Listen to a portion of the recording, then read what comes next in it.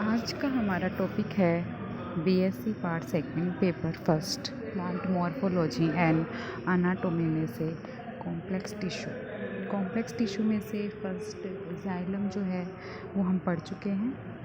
Complex tissue heterogeneous tissue होते हैं, means various types of cells के बने होते हैं। सेकंड कॉम्प्लेक्स टिश्यू है फ्लोएम, हिंदी में से कहते हैं पोशवा या फ्लोएम जाइलम की तरह ही कॉम्प्लेक्स होता है। इसके दूसरे नाम है लेप्टोम या बास्ट। मुख्य रूप से फ्लोएम लीव्स में जो भोजन संश्लेषित होता है या ऑर्गेनिक मटेरियल बनता है उसे ऊपर तथा नीचे दोनों तरफ पादप अंगों तक पहुंचाने का कार्य करता है। जाइलम जो होता है वो ओनली वन यूनिडायरेक्शनल में, मीन्स नीचे से ऊपर की ओर वाटर कंडक्शन करता है, लेकिन फ्लोएम जो है वो ऑर्गेनिक मटेरियल का दोनों दिशाओं में यानी बाई डायरेक्शनल वाटर कंडक्शन करता है। यह भी जाइलम की तरह हेट्रोजेनस टिश्यू होता है। इसका अगर ओरिजिनेशन देखा जाए तो फ्लोएम भी जाइलम की तरह प्रोकैम्बियम से या वेस्कुलर कैम्बियम से ही बनता है। फ्लोएम सभी वेस्कुलर प्लांट्स में पाया जाता है। सामान्यतः यह जाइलम के पास ही होता है। एंजियोस्पर्म्स में यह मूल में यानी जड़ में अलग अलग पैचेस के रूप में पाया जाता है, लेकिन स्टेम में यह जाइलम के साथ कोलैटरल वैस्कुलर बंडल बनाता है। सामान्य रूप से फ्लोएम तने के बाहर की ओर स्थित होता है तथा जाइलम अंदर की ओर होता है। बट अनेक प्लांट जैसे एपोसाइनेसी मिटेसी सब इनमें प्राइमरी फ्लोएम संवहन के भीतर की ओर पाया जाता है। इसे इंट्राजाइलरी फ्लोएम या इंटरनल फ्लोएम कहते हैं, मीन्स यह जाइलम के अंदर पैचेस के रूप में पाया जाता है। अनेक पादपों में जैसे कुकुरबिटेसी में फ्लोएम जाइलम के भीतर भी पाया जाता है और बाहर भी पाया जाता है। इसे बाइकोलेटरल संवहन कहते हैं। बाइकोलेटरल मीन्स दोनों ओर, जाइलम की बाहर की ओर तथा अंदर की ओर, दोनों ओर फ्लोएम पाया जाए। इसके अलावा निक्टेंथेसी कुल में द्वितीयक जाइलम के बीच में फ्लोएम आइलैंड पाए जाते हैं। इसे इंटरजाइलरी या इंक्लूडेड फ्लोएम कहते हैं या फ्लोएम आइलैंड भी कहते हैं।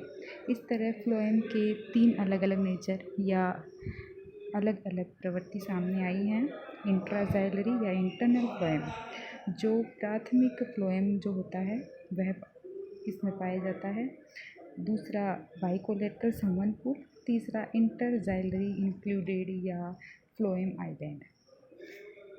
नेक्स्ट है structure of phloem. Structure of phloem 4 types of elements पाए जाते हैं: sieve elements, companion cells, phloem fibres and phloem parenchyma. पहले जो 3 हैं मीन्स सीव एलिमेंट्स चालनी तत्व, दूसरा कंपेनियन सेल सहचर कोशिकाएं, तीसरा फ्लोएम फाइबर्स फ्लोएम तंतु, ये तीनों एक्सियल सिस्टम बनाते हैं, तथा चौथा जो एलिमेंट है फ्लोएम पैरेन्काइमा, यह एरियल सिस्टम बनाता है। प्राइमरी फ्लोएम जाइलम की तरह ही प्रोटोफ्लोएम तथा मेटाफ्लोएम में विभेदित होता है। यह विभेदन जाइलम की तरह कुछ स्पष्ट नहीं होता, यानी जाइलम में थोड़ा स्पष्ट विभेदन होता है। अनावृत बीजी में जिम्नोस्पर्म्स में प्रोटोफ्लोएम में चालनी क्षेत्र सुस्पष्ट नहीं होता, लेकिन एंजियोस्पर्म्स में यह प्रोटोजाइलम में चालनी कोशिकाएं स्पष्ट होती हैं, बट कंपेनियन सेल अस्पष्ट होती हैं। सामान्य रूप से प्रोटोफ्लोएम कुछ समय तक ही एक्टिव रहता है। नेक्स्ट पहला जो तत्व है सीव एलिमेंट मीन्स चालनी तत्व। सीव एलिमेंट्स में 2 तत्व पाए जाते हैं: sieve cells and sieve tubes, means चालनी नलिका तथा चालनी कोशिका। चालनी कोशिका जो होती है वो एक सिंगल सेल होती है। इसमें चालनी पट्टी का यानी प्लेट नहीं पाई जाती तथा सीव एरिया सभी भित्तियों पर समान रूप से विकसित हो सकता है। सेकंड जो सीव ट्यूब होती है वह चालनी कोशिकाओं के एक के ऊपर एक व्यवस्थित होने से बनती हैं। ये चालनी कोशिकाएं या सीव सेल्स दीर्घित या बेलनाकार होती हैं। इनकी लंबाई विभिन्न पार्टों में अलग अलग होती है। चौड़ाई लगभग 10 से 70 mm तक हो सकती है। एंजियोस्पर्म्स मीन्स आवर्तबीजी पादपों में द्वितीयक फ्लोएम में इसकी लंबाई 500 mm तक हो सकती है, जबकि कोन प्लांट्स मतलब कोनीफर्स जो शंकु वृक्ष होते हैं उसमें चालनी कोशिकाओं की लंबाई बहुत अधिक 1400 से 4800 mm तक हो सकती है। नेक्स्ट सीव प्लेट मीन्स चालनी पट्टिका। चालनी पट्टिका की वह भित्ति जिस पर छिद्र युक्त चालनी क्षेत्र होते हैं वह चालनी पट्टिका कहलाती है। एक चालनी क्षेत्र युक्त पट्टिका को सरल चालनी पट्टिका या सिंपल सीव प्लेट तथा एक से अधिक चालनी क्षेत्र वाली पट्टिका को कंपाउंड सीव प्लेट कहते हैं। दो तरह की चालनी पट्टिकाएँ होती हैं, सिंपल एंड कंपाउंड। जब एक छिद्र हो तो सिंपल तथा अनेक हो तो कंपाउंड। सरल चालनी पट्टिका अनुप्रस्थ तथा संयुक्त चालनी पट्टिका तिर्यक मीन्स ओब्लिक होती है। नेक्स्ट है सीव एरिया मीन्स चालनी क्षेत्र। चालनी कोशिका भित्ति पर उपस्थित छिद्रों के समूह को चालनी क्षेत्र कहते हैं। चालनी नलिका में ये क्षेत्र ट्रांसफर सेप्टा पर होते हैं। इनके अतिरिक्त पार्श्व भित्ति पर भी चालनी क्षेत्र होते हैं, इन्हें पार्श्व चालनी क्षेत्र कहते हैं। ये कम विकसित होती हैं। चालनी छिद्रों का व्यास 0.5 से 15 म्यू तक हो सकता है। जो यंग चालनी कोशिकाएं होती हैं वे सजीव तथा केंद्रकित होती हैं मीन्स लिविंग एंड न्यूक्लिएटेड होती हैं, लेकिन जैसे ही ये मैच्योर होती हैं इनका केंद्रक लुप्त यानी ये न्यूक्लियस लेस हो जाती हैं। इनमें बड़ी रिक्तिका के चारों ओर जीव द्रव्य होता है तथा चालनी पट्टिका के छिद्रों में से जीव द्रव्य तंतुओं द्वारा ये दूसरी कोशिकाओं के जीव द्रव्य से संपर्क में रहती हैं। चालनी तत्वों की कोशिका भित्ति समीपस्थ मृदुत्व कोशिकाओं की भित्ति से मोटी परंतु सेलुलोज युक्त प्राथमिक भित्ति होती है, बट कभी कभी इनमें श्लेष्म यानी म्यूसिलेज प्रकृति का भी थिकनिंग पाई जा सकती है। चालनी पट्टिका पर चालनी छिद्रों की परिधि पर कैलोस का डिपोजिशन पाया जाता है। मैच्योर चालनी नलिकाओं में जीव द्रव्य की परिधीय परत में प्रोटीनेशियस स्लाइमी पदार्थ को स्लाइम बॉडीज़ कहते हैं मीन्स अवपंक पिंड कहते हैं। ये एकल या ग्रुप में हो सकते हैं। अवपंक पिंड तरुण चालनी तत्वों में ट्यूब्स के समूह के रूप में तथा परिपक्व तत्वों में धारीदार रेशों के रूप में होते हैं। इन्हें क्रमशः P1 प्रोटीन तथा P2 प्रोटीन कहते हैं। P प्रोटीन के कारण ही चालनी तत्वों के जो छिद्र होते हैं वे बंद रहते हैं।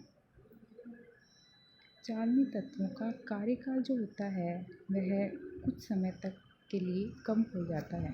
एक बीजपत्री पादपों में द्वितीयक वृद्धि पाई नहीं जाती, जिसके कारण यह जो चालनी तत्व हैं वे हमेशा जीवन पर्यंत क्रियाशील रहते हैं। बट द्वितीयक वृद्धि वाले जो पादप होते हैं जो डाइकोट्स एंड जिम्नोस्पर्म्स होते हैं उनमें द्वितीयक वृद्धि के बाद में निरंतर नई फ्लोएम बनता रहता है, जिससे फ्लोएम चालनी तत्वों की सक्रियता 1 या 2 वृद्धि काल तक ही सीमित रहती है। अनेक बहुवर्षीय एक बीजपत्री पादपों में चालनी तत्वों की सक्रियता 50 वर्षों तक देखी गई है। टीलिया में चालनी तत्व 10 वर्ष तक सक्रिय क्रियाशील रहते हैं। चालनी तत्वों के निष्क्रिय होने से पूर्व चालनी पट्टिका के दोनों ओर कैलोस का डिपोजिशन हो जाता है, जिसके कारण चालनी कोशिकाओं का आपस में संपर्क टूट जाता है तथा पदार्थों का भी कंडक्शन रुक जाता है। पदार्थ एक जगह से दूसरी जगह नहीं जा पाते। कुछ पादपों में मृदुत्व की कोशिकाओं के प्रोलिफरेशन भी चालनी कोशिक नलिकाओं में प्रवेश कर उन्हें अवरुद्ध कर देते हैं। इसे टाइलोसोइड्स कहते हैं।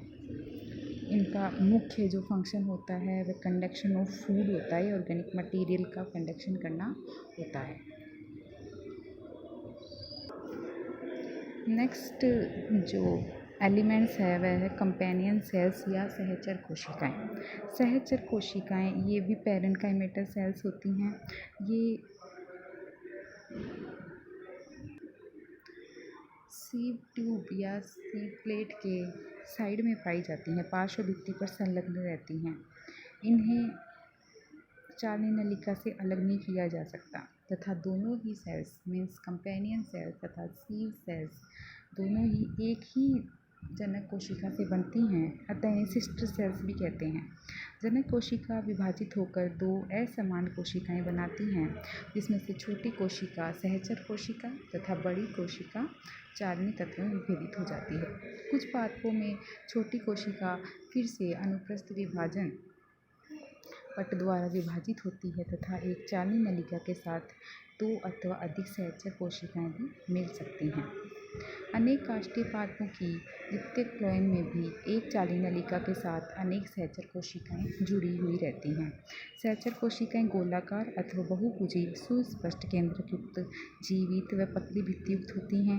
ये जीव द्रव्य तंतुओं द्वारा संलग्न चालनी नलिका के जीव द्रव्य के संपर्क में रहती हैं। मीन्स प्रोटोप्लाज्मिक फाइबर्स के द्वारा यह चालनी नलिका से जुड़ी हुई रहती हैं। कोशिका के सभी कोशिकांग जैसे राइबोसोम, माइटोकॉन्ड्रिया, एंडोप्लाज्मिक रेटिकुलम, ये सभी ऑर्गेनेल्स इसमें पाए जाते हैं। अनावृतबीजी पादपों टेरिडोफाइट्स में सहचर कोशिकाओं के स्थान पर एल्ब्यूमिनस सेल्स पाई जाती हैं। ये कोशिकाएं फ्लोएम की निष्क्रिय अवस्था में मंड का संचय करती हैं, मीन्स स्टोरेज करती हैं। कंपेनियन सेल्स भी चालनी नलिका के साथ कनेक्ट रहती हैं, जिससे ये चालनी नलिका तथा अन्य कोशिकाओं के बीच एक कनेक्शन लिंक की तरह कार्य करती है तथा अन्य मर्दूतकी कोशिकाओं के साथ मिलकर प्रेशर ग्रेडियंट बनाकर रखती हैं। ये इनके कार्य होते हैं।